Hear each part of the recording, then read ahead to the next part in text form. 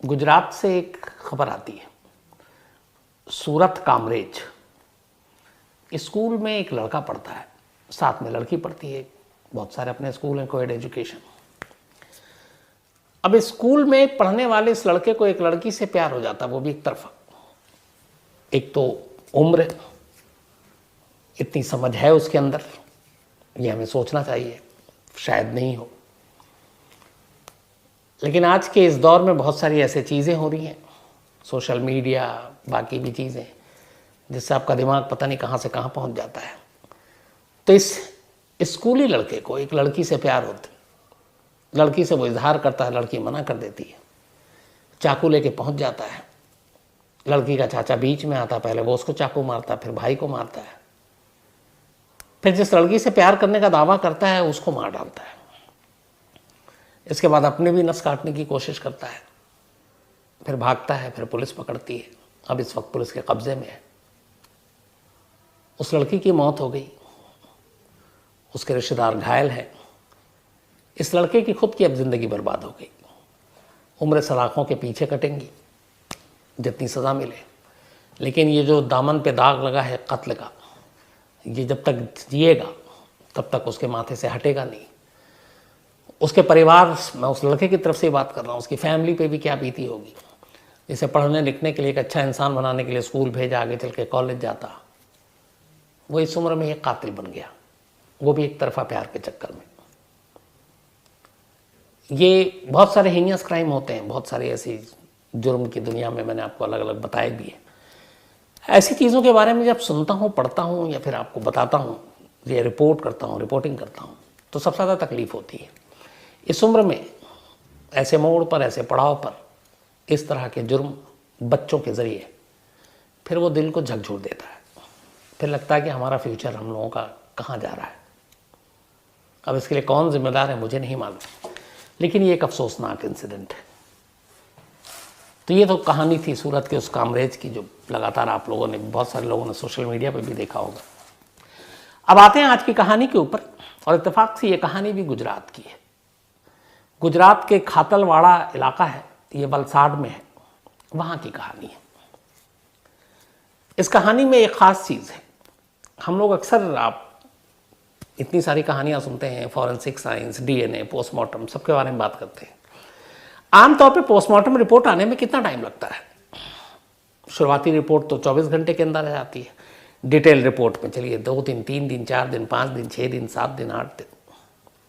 अब करीब 34-35 दिन तक एक पोस्टमार्टम रिपोर्ट ना आए आज के दौर में तो बड़ा अजीब लगता है, लेकिन ये हमारे यहाँ का सच है। एक पोस्टमार्टम रिपोर्ट 1 महीने 3 दिन के बाद आती है।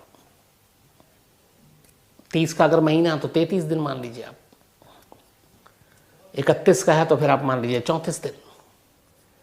इन 34 दिनों में जब तक पोस्टमार्टम रिपोर्ट नहीं आती, तब तक एक कत्ल, तब तक उसका राज राज ही रहता है। कातिल आज़ाद रहता है, उन्हीं लोगों के बीच उठता बैठता है, घुलता मिलता है, शोक जताता है, अफसोस जताता है, और किसी को भनक ही नहीं लगती। और जिसकी जान गई, उसके घर वाले भी इन 1 महीने 3 दिन तक ये सोचकर इस गम को बर्दाश्त करते हैं कि ऊपर वाले की मर्जी है, बीमारी में मर गई। उन्हें नहीं मालूम था कि उसकी मौत नेचुरल नहीं थी, वो कत्ल था। ये कहानी वलसाड की है, जो मैंने आपको बताया, गुजरात की। पिछले साल 13 दिसंबर को, 13 दिसंबर 2021 को वलसाड में एक शादी होती है, लड़का और लड़की दोनों की घर वालों की मर्जी से। लड़के का नाम था जॉली कुमार, उम्र 32 साल, लड़की का नाम रुचिका, उम्र 28 साल। ये शादी 13 दिसंबर को हुई, सब कुछ ठीक ठाक। ये जो लड़का है जॉली कुमार, ये वहीं उस इलाके में जो सीसीटीवी है उसके इंस्टॉलेशन का उसका बिजनेस है। तो लोगों के घरों में, ऑफिसों में, अलग अलग जगहों पे वो कैमरे इंस्टॉल करवाता है। ये उसका पूरा बिजनेस है, ठीक ठाक है। घर वालों को भी लगा कि चलो रुचिका की शादी एक अच्छे शख्स से हो गई, शादी धूमधाम से हुई, सब कुछ ठीक था, बाकी सारे फंक्शन हुए। उसके बाद अब पति पत्नी ने तय किया कि चलो हनीमून मनाने चलते हैं। अच्छा, बीच में ये भी था कि कोरोना और ये सारी चीज़ें, तो फिर जब थोड़ा सा डाउन हुआ तो उन्होंने कहा कि चलते हैं। और आखिरकार 7 जनवरी को दोनों हनीमून मनाने के लिए वहाँ से निकलते हैं और माउंट आबू की तरफ जाते हैं। माउंट आबू गुजरात से नज़दीक भी बहुत सारे लोग जाते हैं, बड़ा खूबसूरत हिली स्टेशन वहाँ पे हिली एरिया है। तो सबसे पहले ये लोग जाते हैं और एक अंबाजी मंदिर है वहाँ पे दर्शन करते हैं। इसके बाद 7 जनवरी को दर्शन करने के बाद दोनों पहुँचते हैं माउंट आबू। माउंट आबू में गुजरात तोड़न भवन है, वहाँ दोनों ठहरते हैं।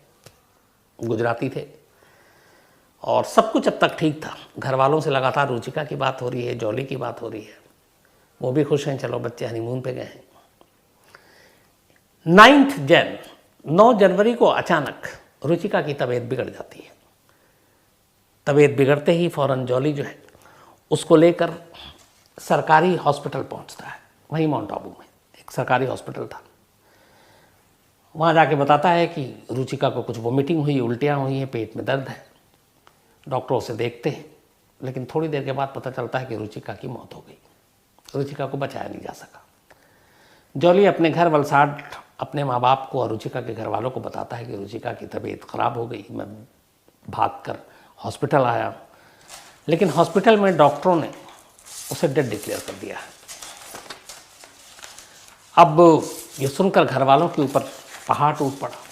अभी अभी शादी हुई, जिसने भी सुना उसको बड़ा अजीब कि मतलब 27 दिन भी नहीं हुए शादी को, बल्कि ठीक शादी के बाद का 27वां दिन था जिस दिन ये मौत की खबर आई।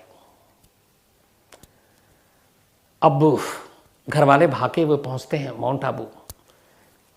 वहाँ पोस्टमार्टम के बाद रुचिका की लाश घर वालों को सौंप दी जाती है। जॉली अपनी पत्नी की लाश बाकी जो घर वाले थे उनके साथ लेकर वापस वलसाड़ पहुंचता है। रुचिका का अंतिम संस्कार कर दिया जाता है।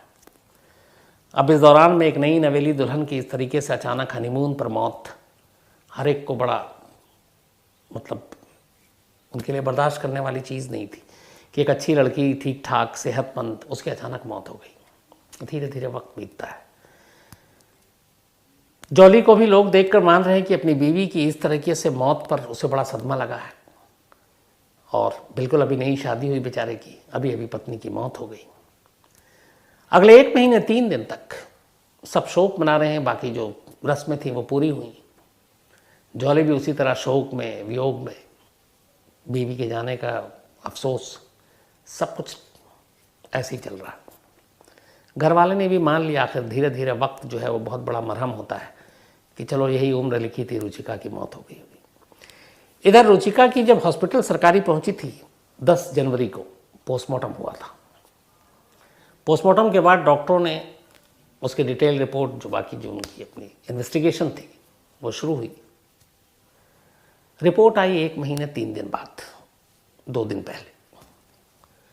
अब जब रिपोर्ट आई, डॉक्टरों को भी लगा कि अब नेचुरल डेथ थी, आई थी, उल्टी हो रही थी, पेट में दर्द था, चली गई, कोई ना गोली ना चाकू, किसी चीज़ का कोई मतलब नहीं है, तो फिर ऐसा कुछ होगा नहीं। तो वो भी बेफिक्र थे।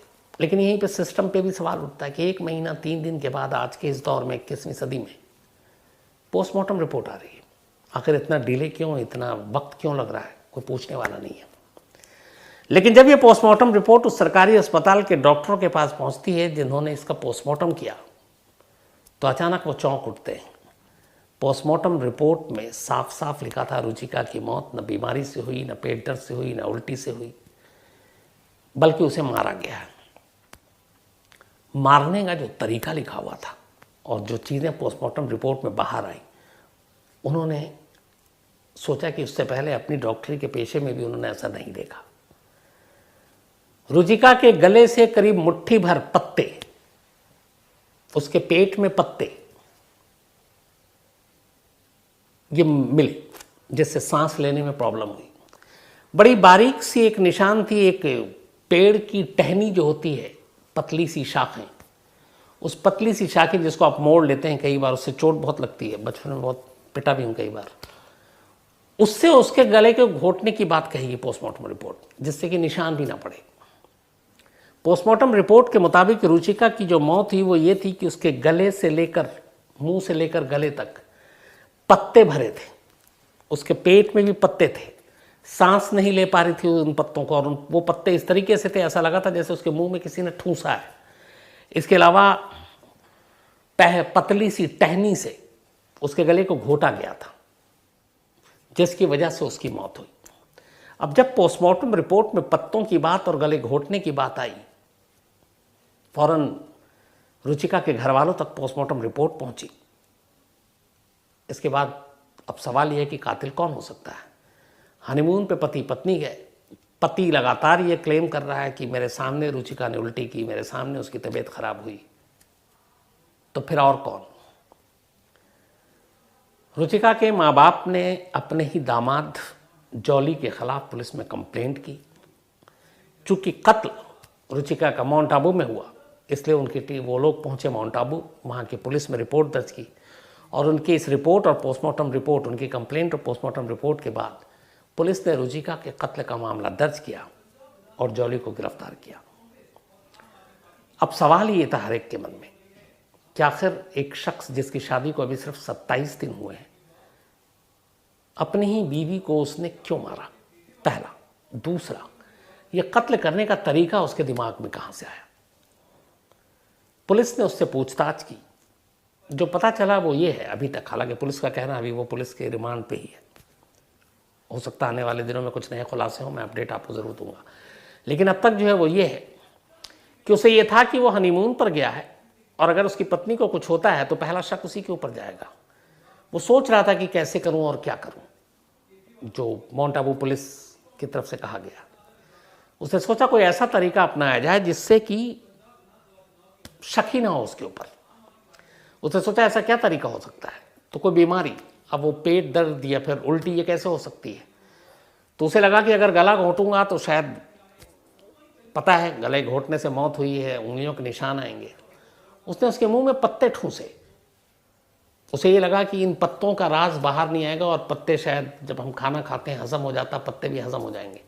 लेकिन एक खाना और एक ठूंसना, दोनों में फ़र्क होता है। वो पत्ते वहीं गले में अटक गए, और गले में अटकने की वजह से सांस की नली फंस गई। लेकिन उसे फिर लगा कि नहीं, हो सकता है कि ये बच जाए, और बच गई तो फिर पोल खुल जाएगा, क्योंकि पत्ते वो ज़बरदस्ती डाल रहा है। इसलिए वो एक टहनी ले आया, हाथ नहीं लगा रहा, और उस टहनी से उसने गले को घोटा। उसे ये था कि शायद इससे जो है ना मार्क आएगा और न ये पता चलेगा कि गला घोटा गया, क्योंकि बहुत बारीक टहनी और पतली टहनी थी। लेकिन खैर, ये दोनों चीज़ें नाकाम हुई। पोस्टमार्टम रिपोर्ट ने बता दिया ये मौत कुदरती नहीं है, ये कत्ल है। अब बात थी मोटिव की, मकसद। तो अभी तक जो शुरुआत में आई है वो ये है कि इसने शादी तो की, पर ये शायद शादी करना नहीं चाहता था, और इसका कहीं और कोई किसी लड़की के साथ रिलेशन है। लेकिन वो कौन है, क्या सच्चाई है, सिर्फ यही वजह है, या फिर इसमें बाकी चीज़ें हैं, डॉरी है। अभी पुलिस इसको इन्वेस्टिगेट कर रही है। इसमें जो भी फाइनल सच्चाई सामने आएगी, ये जो अपडेट आएगा, मैं आप तक ज़रूर पहुंचाऊंगा। तो ये थी कहानी। लेकिन कहानी ख़त्म करो उससे पहले, एक तो ये जो सूरत के बच्चे की बात की थी आपसे मैंने, जो स्कूली बच्चा है जिसने एक तरफा प्यार में एक लड़की को मार डाला, नीरज, बल्कि प्रोफेसर नीरज वंगानी साहब हैं, और इन्होंने कहा था, इस कहानी के बारे में जिक्र भी किया था। और प्रोफेसर नीरज वंगानी साहब की एनिवर्सरी भी है, तो उनको बहुत बहुत बधाई इस एनिवर्सरी की। इसके अलावा यशवंत निर्मल जी हैं और शीतल जी हैं, इनकी भी एनिवर्सरी है, तो आप दोनों को भी बहुत बहुत बधाई। और इनके बेटे हैं भद्रेश एंड मयूर, और गुजरात से हैं ये भी। इसके अलावा श्रीनिवास राव वी एंड सुनीता जी, इनकी भी एनिवर्सरी है, तो आप दोनों को भी बहुत बहुत बधाई। ये विशाखापट्टनम से हैं, और ये 25 साल हो गए इनको, मतलब सिल्वर जुबली पहले हम लोग फिल्में जब 25 हफ्ते चलती थी बस, तो वही याद रहता है। तो आज कहानी में इतना ही। अब आपसे मुलाकात होगी अगली कहानी में। हो सकता है अगली कहानी से आप मुझे नए नए अलग लोकेशन में देखेंगे, क्योंकि इस स्टूडियो से थोड़ा बाहर निकलना है, स्टूडियो के बाहर जाना है। कुछ शूट है, कुछ आज तक का शूट है, कुछ डॉक्यूमेंट्री बनानी है। लेकिन कहानी का सिलसिला जारी रहेगा, चाहे मैं कहीं पे भी रहूं, कहानी आप तक पहुंचती रहेगी। जगह अलग अलग होंगे, लोकेशन अलग अलग होगी। तो आपसे मुलाकात होगी कल रात 9 बजे किसी नई कहानी के साथ। तब तक अपना ख्याल रखिएगा। Thank you very much.